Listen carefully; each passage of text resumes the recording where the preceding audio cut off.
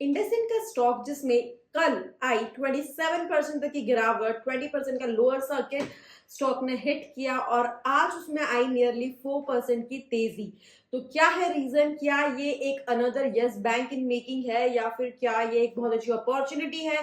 क्या होनी चाहिए आपकी स्ट्रेटेजी? तो बेसिकली समझते हैं। देखिए, कल जो गिरावट आई उसका रीजन अब तक शायद आपको पता पड़ गया होगा। बेसिकली जो बैंक है उसके इंटरनल ऑडिट में ये आया है सामने कि जो उनका इन्वेस्टमेंट पोर्टफोलियो है उसमें फ्यूचर्स एंड डेरिवेटिव में मिस कैलकुलेशन हुआ है और मिस रिपोर्टिंग ऑफ नंबर्स हुई है।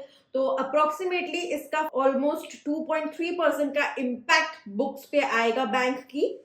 और ये बैंक मैनेजमेंट ने क्लैरिफाई किया है शेयर होल्डर्स के प्रति। They are very honest and therefore वो क्लियरली ओपनली सारी चीजें बता रहे हैं ट्रांसपेरेंटली। एंड ये जो लॉसेस है वो मार्च क्वार्टर में ही वो अब्सॉर्ब कर लेंगे। So the very next day after all this clarification, जो इन्वेस्टर कम्युनिटी है उनका जो ट्रस्ट है वो बैंक में वापस रीइंस्टेट हुआ। अगर हम आज के ट्रेड्स का जो इंडसइंड बैंक में बाइंग आई है जिसकी वजह से ये रैली आई है उसका अगर हम एनएससी का डेटा देखें तो इंट्राडे भी बहुत सारे ट्रेड्स हुए हैं, बट अगर डिलीवरी बेसिस पे देखें तो ऑलमोस्ट 13% के डिलीवरी बेसिस ट्रेड्स भी थे, includes institutional buyers as well as retail buyers.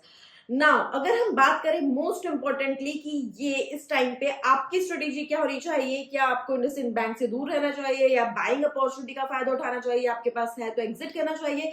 So I would say this is very early to comment कि क्या आपकी स्ट्रेटेजी होनी चाहिए, क्योंकि looking at the market scenario, global turmoil, Indian markets as well, अभी गिरावट आई और फिर वापस इतनी ज्यादा रैली आ गई, तो मुझे लगता है ना अभी ऐसे में हमें पैनिक बाइंग करनी चाहिए ना पैनिक सेलिंग करनी चाहिए। प्लीज वेट एंड वॉच, क्योंकि अगर ये लॉसेस अब्सॉर्ब करेंगे मार्च क्वार्टर में तो इसका भी इम्पैक्ट इनकी बुक्स पे, फाइनेंशियल्स पे आएगा। अभी जो इम्पैक्ट था वो तो सिर्फ सेंटिमेंटल इम्पैक्ट था, एक्चुअली फाइनेंशियल इम्पैक्ट तो अभी आना बाकी है। So I think it would be too early to decide whether to sell the stock, whether to buy the stock, whether to hold the stock. अगर आपके पास है स्टॉक तो आप उसे होल्ड करके रखिए, अदरवाइज कुछ भी पैनिक बाइंग या सेलिंग से अभी आपको दूर रहना चाहिए। Although the bank is very strong and very old, 1998 से ये लिस्टेड है। इसी तरह से अपडेटेड रहने के लिए चैनल सब्सक्राइब करना बिल्कुल मत भूलिए और इमोशनल डिसीजन से इक्विटी मार्केट में दूर रहिए। Thank you so much.